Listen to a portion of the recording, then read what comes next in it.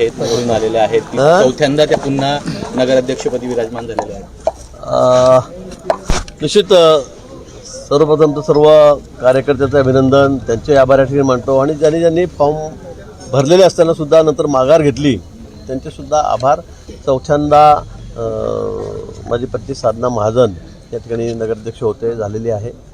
निकाल अजून होईल माघारीनंतर, पण त्यापूर्वी पण ती 90पासून जिल्हा परिषद सदस्य होती 3 टर्म, आता 4 टर्म नगराध्यक्ष झालेली आहे. 7 टर्म ती सतत त्या ठिकाणी या मतदारसंघातून निवडून येते आहे.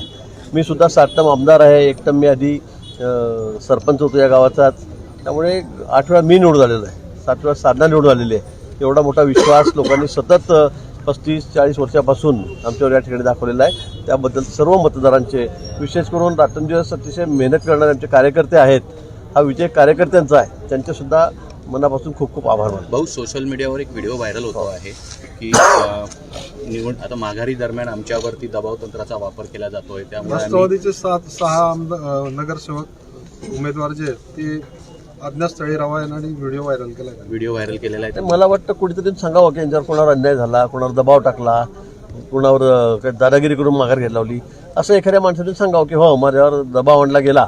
मला वाटतं उगाच पॉलिटिकली कोणी काही बाका मारायच्या, उलट अनेक लोकांना उभं राहायचं नाही आहे, पण त्यांना काही लोक घेऊन पळून गेलेले आहेत. काही हरकत नाही, निवडणूक करावी. आता काय अजून 10 जागा बिनविरोध झालेल्या आहेत, 10-11 जागा अजून तुम्हाला 16-17 जागा आहेत 27-28 पैकी. त्याच्यावर तुम्ही लढा आणि मग तुम्हाला किती मतं पडतात, लोक तुम्हाला किती पसंती देतात ते आपण बघावं. शिवसेनेचे जो 2 आमदारांचा आपण भाजपमध्ये प्रवेश करून घेतला आणि आपले उमेदवार बिनविरोध झाले 2, त्यावरून गुलाबराव पाटलांनी नाराजी व्यक्त केली.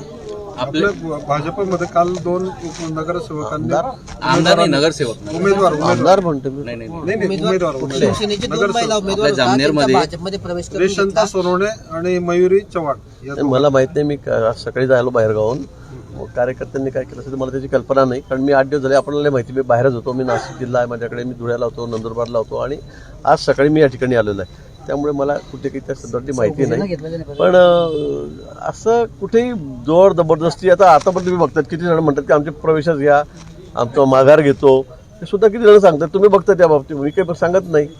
पण इथे सगळ्यांना माहिती आहे की हा जामनेर मतदारसंघ जो आहे, तालुका जो आहे, हा भाजपचा बालेकिल्लाच आहे.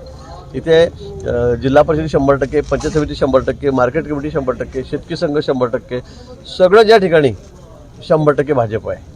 त्यामुळे मला असं काही कोणावर दबाव टाकण्याची गरज पण नाही. ज्याला लढायचं असेल त्यांनी अगदी फ्री हँड लढावं आणि त्यांनी निवडून यावं.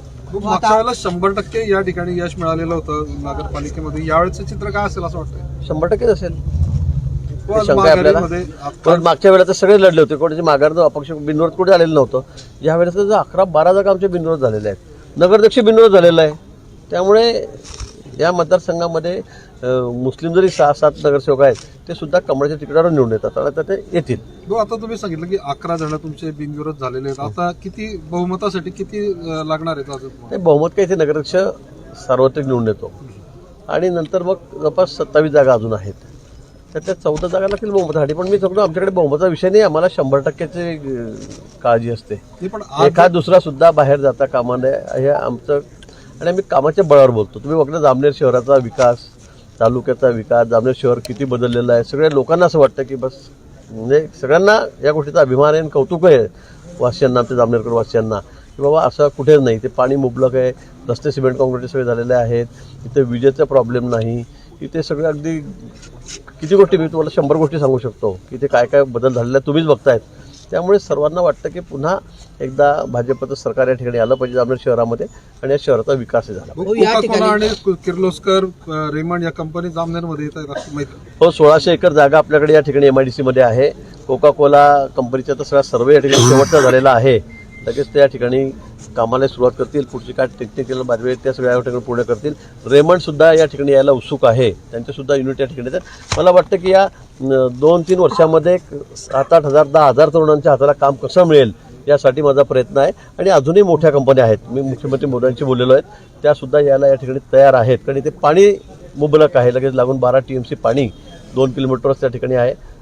हायवे आहेत सगळीकडे, एअरपोर्ट आता जळगावचं जवळ आहे, संभाजीनगरचं जवळ आहे, रेल्वे 20 किलोमीटरवर त्या ठिकाणी आहे आणि म्हणून अनुकूल असं वातावरण या ठिकाणी इंडस्ट्रीसाठी आहे आणि म्हणून अनेक लोक आता या ठिकाणी यायला इच्छुक आहेत.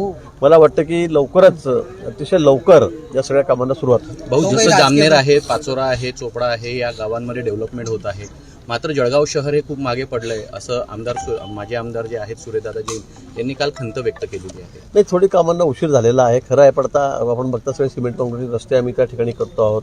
आता आम्ही कामांना सुरुवात केलेली आहे. आता आपण स्पोर्ट्स क्लब म्हणून आपण जवळजवळ 200-250 कोटी रुपये मी क्रीडा मंत्री असताना आपण त्या ठिकाणी घेतलेले आहेत. एअरपोर्ट आता आपण त्या ठिकाणी मोठं करतो आहोत. आता अनेक गोष्टी आहेत. जुने स्टेडियमला 20 कोटी रुपये दिलेत. भरपूर गोष्टी आहेत. आता मेडिकल हब आपण त्या ठिकाणी जवळपास 1000 कोटी रुपये खर्च करून मेडिकल हब त्या ठिकाणी उभं केलं. तिथे आता सगळे स्थलांतर झालेलं आहे. विकास होत नाही अशातला भाग नाही आहे, पण ज्या गतीने व्हायला पाहिजे थोडा आम्ही कमी पडणं निश्चित आहे. पण येणाऱ्या या पुढच्या काळामध्ये सरकार आता वरपासून खालपर्यंत आमचंच आहे, केंद्रात आहे, राज्यात आहे. त्यामुळे मला असं वाटतं की या वर्षभरामध्ये आम्ही हा सगळा बॅकलॉग भरून काढू. रस्ते सिमेंटच्या रस्त्यांचं काम चाललं आहे, आपण बघतात खूप मोठ्या प्रमाणात सिमेंटच्या रस्त्यांचं काम आणि कायमस्वरूपी येतात. तिथे काही आता 25-40 वर्ष काम करण्याची किंवा खड्डे बुजण्याची गरज नाही आहे. अशा पद्धतीने आम्ही त्या ठिकाणी काम करतोय. निश्चित जळगाव शहराकडे आमचं आता बाकीचं लक्ष आहे. येणाऱ्या तुम्हाला 6 महिन्यामध्ये, वर्षभरामध्ये हे त्या ठिकाणी दिसेल. जळगाव शहराला सिंगापूर आणि पॅरिस करायचं होतं, मात्र आता खेडं झालं आहे. लोकांनी चांगल्या प्रतिज्ञा निवडून द्यावं असं देखील सूर्यदादा जैन म्हणतात. बरोबर आहे, चांगल्या लोकांना निवडून दिलं पाहिजे. शहराचा विकास करत असेल तर चांगल्या लोकांना निवडून द्यायला पाहिजे. मधल्या काळामध्ये काही नगरसेवकसुद्धा काही आमिषाच्या पोटी पळून गेले, त्यानंतर थोडी राजकीय अस्थिरता झाली, हे मान्य करावं लागेल. आणि त्यामुळे थोडासा विकास 2.5 वर्ष झाले, हा खोळंबला 3 वर्ष झाले, हे निश्चित मान्य करावं लागेल.